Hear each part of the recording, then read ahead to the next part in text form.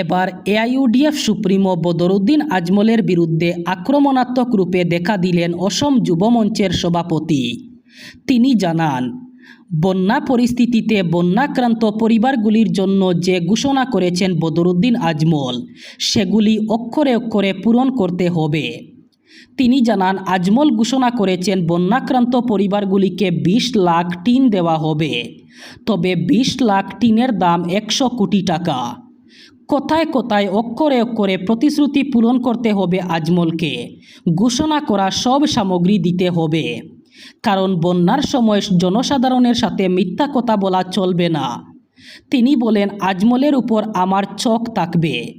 ঘোষণা করা 20 লাখ বা 100 গুনে গুনে দিতে হবে।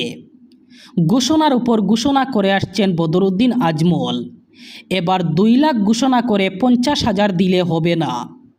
এখনও পর্যন্ত 2 কোটি টাকারও সামগ্রী পাননি উজান অসমের বন্যাক্রান্ত পরিবারগুলি।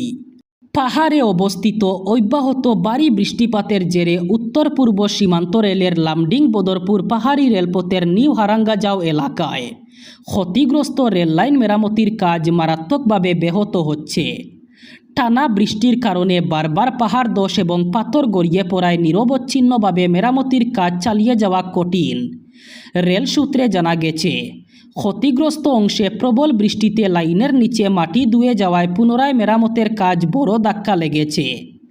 ফলে নিউ হারাঙ্গাজাও এলাকায় পরিস্থিতি আরও জটিল হয়ে উঠেছে। পরিস্থিতি স্বাভাবিক করতে রেলের ইঞ্জিনিয়ারিং, ট্র্যাক রক্ষণাবেক্ষণ এবং নির্মাণ বিভাগের কর্মীরা যুদ্ধকালীন তৎপরতায় কাজ চালিয়ে যাচ্ছেন। বর্তমানে ভারী যন্ত্রপাতির সাহায্যে বড় পাথর ফেলা, মাটি ভরাট, ডাল স্থিতিশীল করা এবং রেললাইন পুনরায় সমতল করার কাজ চলছে। তবে প্রতিটি দফা ভারী বৃষ্টির পর নতুন করে ভূমিধস নামায় ইতিমধ্যে সম্পন্ন হওয়া কাজেরও ব্যাপক ক্ষতি হচ্ছে। এর ফলে মেরামতের কাজের গতি উল্লেখযোগ্যভাবে মন্থর হয়ে পড়েছে। রাজ্যে শব্দদূষণ নিয়ন্ত্রণে কড়া অবস্থান নিল পশ্চিমবঙ্গের নবগঠিত বিজেপি সরকার। ক্যাবিনেটের প্রথম বৈঠকের সিদ্ধান্ত অনুযায়ী রাজ্য জুড়ে সমস্ত ধর্মীয় প্রতিষ্ঠানে শব্দদূষণ সংক্রান্ত বিধি কঠোরভাবে কার্যকর করার উদ্যোগ নিয়েছে পুলিশ। এরই অংশ হিসাবে পশ্চিমবঙ্গের বিভিন্ন জেলার মসজিদ কর্তৃপক্ষকে তাদের ছাদ থেকে লাউডস্পিকার সরিয়ে কম মাত্রার সাউন্ড বক্স ব্যবহার করতে বলা হয়েছে। পুলিশের এই অনুরোধের পর রাজ্যের একাধিক জায়গায় ইতিমধ্যেই মসজিদ থেকে মাইক সরিয়ে নেওয়ার প্রক্রিয়া শুরু হয়েছে।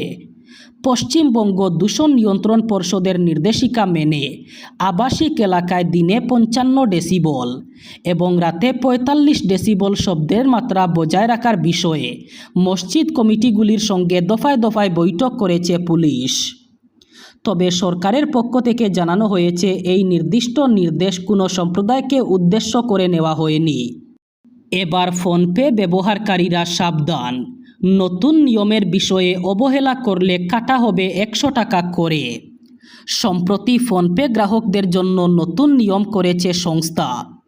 বলা হয়েছে, এবার থেকে ফোনপের ওয়ালেট ব্যবহার না করে ফেলে রাখলে চার্জ কাটা হবে। সারা বছর যারা ওয়ালেট ইনঅ্যাক্টিভ রাখবেন তাদের উপর ত্রৈমাসিক ভিত্তিতে রক্ষণাবেক্ষণ ফি অথবা ইনঅ্যাক্টিভেশন মেইনটেনেন্স চার্জ কেটে নেবে ফোনপে। ফোনপের নতুন নিয়মে বলা হয়েছে, কোনো গ্রাহক যদি টানা 1 বছর অথবা 365 দিন তার ফোনপে ওয়ালেট থেকে কোনো ধরনের আর্থিক লেনদেন না করেন, তবে সেই ওয়ালেটটিকে নিষ্ক্রিয় অথবা ইনঅ্যাক্টিভ বলে গণ্য করা হবে। আর এই ধরনের ওয়ালেটের ক্ষেত্রে প্রতি 3 মাসে 100 টাকা জরিমানা অথবা ফি কাটা হবে।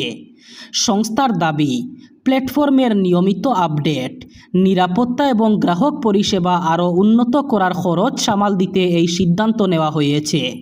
বদরপুর চৈতন্যনগর ব্লকের অধীন উমরপুর জিপির এংলার বাজার এবং বরথল এলাকায় ক্রমাগত বেড়ে চলেছে নিত্য প্রয়োজনীয় সামগ্রীর দাম। চাল, ডাল, ভোজ্য তেল, আলু, পেঁয়াজ, রসুন, ডিম, মাছ, মাংস, শাকসবজি থেকে শুরু করে দৈনন্দিন জীবনের প্রায় সব ধরনের পণ্যের মূল্য বৃদ্ধিতে চরম বিপাকে পড়েছেন সাধারণ মানুষ। বিশেষ করে নিম্ন ও মধ্যবিত্ত পরিবারের জন্য সংসারের ব্যয়ভার বহন করা দিন দিন কঠিন হয়ে উঠছে। বাজারে প্রতিদিনই বিভিন্ন পণ্যের দামে পরিবর্তন দেখা যাচ্ছে। এক সপ্তাহের ব্যবধানে অনেক পণ্যের দাম উল্লেখযোগ্যভাবে বেড়ে যাওয়ায় ক্রেতাদের মধ্যে অসন্তোষ বাড়ছে। সংসারের খরচ সামাল দিতে অনেক পরিবারকে প্রয়োজনীয় জিনিসপত্র কম কিনতে অথবা বিকল্প পণ্য ব্যবহার করতে বাধ্য হতে হচ্ছে। গৃহিণীদের অভিযোগ, আগের বাজেটে যেখানে সপ্তাহের বাজার করা সম্ভব হতো, এখন একই পরিমাণ অর্থে অনেক কম পণ্য কেনা যাচ্ছে। অন্যদিকে কৃষকরা, দিনমজুর, ক্ষুদ্র ব্যবসায়ী, অটোরিকশা চালক এবং নিম্ন আয়ের মানুষ সবচেয়ে বেশি সংকটে। তাদের আয় বাড়েনি, অথচ প্রতিদিনের জীবনযাত্রার ব্যয় ক্রমাগত বেড়েই চলেছে। উজান অসমের 3টি জেলার পর এবার নিম্ন অসমেও বন্যার চরম আশঙ্কা দেখা দিয়েছে। ভুটানের কুরিসু জলবিদ্যুৎ প্রকল্প থেকে জল ছেড়ে দেওয়ায় বঙ্গাইগাঁও জেলা প্রশাসন এবং জেলা দুর্যোগ ব্যবস্থাপনা কর্তৃপক্ষ সতর্কবার্তা জারি করেছে। প্রশাসন সূত্রে জানা গেছে, কুরিসু জলবিদ্যুৎ প্রকল্প থেকে জল ছাড়ার পাশাপাশি বঙ্গাইগাঁও জেলায় ভারী বৃষ্টিপাতের সম্ভাবনাও রয়েছে। এর ফলে মানস এবং আইমানস নদীর জলস্তর বিপদসীমার উপর দিয়ে প্রবাহিত হচ্ছে। পরিস্থিতির জেরে আকস্মিক বন্যা এবং নদীতে প্রবল স্রোত সৃষ্টি হওয়ার আশঙ্কা প্রকাশ করেছে জেলা প্রশাসন এবং জেলা দুর্যোগ ব্যবস্থাপনা কর্তৃপক্ষ। তাই নদী সংলগ্ন নিম্নাঞ্চলের বাসিন্দাদের সর্বোচ্চ সতর্কতা অবলম্বনের আহ্বান জানানো হয়েছে। Reserve bank of India polymer note বাজারে ছাড়ার আগে যে ফিল্ড ট্রায়াল করতে চায় তাতে সায় দিল কেন্দ্র। সংসদে এই কথা জানিয়ে দিয়েছে অর্থমন্ত্রক। ফলে পরীক্ষামূলকভাবে পলিমার নোট বাজারে ছাড়া নিয়ে কোনো বাধা নেই। বাজারে পুরো দস্তুর এই নোট ছাড়ার আগে এই পরীক্ষা থেকে কেন্দ্রীয় ব্যাংক বুঝে নিতে চাইছে নোটগুলি বাজারে কেমন কার্যকরী হচ্ছে, সেগুলি কতটা টেকসই তাও দেখতে চাইছে তারা। এসব পরীক্ষার পর ভারতীয় বাজারে এই নোট পুরো দস্তুর ছাড়বে রিজার্ভ ব্যাংক। সেটা 2028 অর্থবর্ষে ছাড়ার পরিকল্পনা করেছে কেন্দ্রীয় ব্যাংক। ফলে ভারতে পলিমার নোট সব মানুষের হাতে পৌঁছাবে 2028 সালে। প্রথমে 10 এবং 20 টাকার নোট পলিমার নোট করে ছাড়া হচ্ছে। এছাড়া অন্য অঙ্কের নোট আপাতত পলিমার হচ্ছে না। পলিমার নোট নিয়ে রিজার্ভ ব্যাংক কিন্তু আশাবাদী। কাগজি নোট যত দ্রুত নষ্ট হয়, পলিমার নোট অত দ্রুত নষ্ট হবে না। ফলে কাগজি নোট নষ্ট হয়ে যাওয়ার পর যে অল্প সময়ের ব্যবধানে নতুন নোট ছাপানোর খরচ বহন করতে হয়, পলিমার নোটের ক্ষেত্রে সেটা হবে না। তবে আপাতত পলিমার নোটকে পাইলট প্রোগ্রাম হিসাবেই রাখতে চাইছে রিজার্ভ ব্যাংক, যার হাত ধরে 2028 সালে তারা বাজারে পুরোপুরিভাবে পলিমার নোট ছাড়ার পরিকল্পনা করেছে।